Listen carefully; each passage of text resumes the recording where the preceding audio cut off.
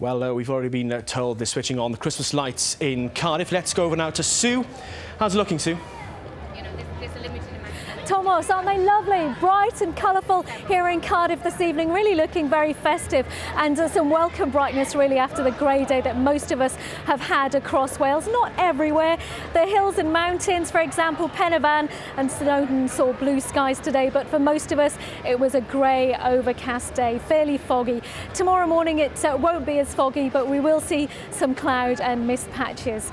Through this evening then, mist and fog reforming overnight. It's largely cloudy, but it should stay dry for most of tonight. Just a few spots of drizzle towards dawn.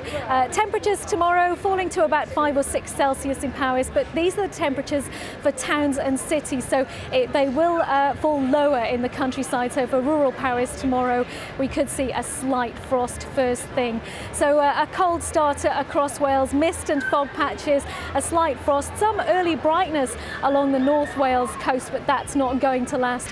It turns increasingly cloudy through the day from the west, and then a band of rain moves in from the west coast tomorrow. It turns increasingly wet and windy through the day tomorrow. So top temperatures tomorrow, 7 Celsius the high in Wrexham and Flintshire. We'll just about get to double figures along the South Wales coast. Sorry, we've clearly got some people joining us tonight. Unfortunately, that's what happens in a city centre. Come on, guys.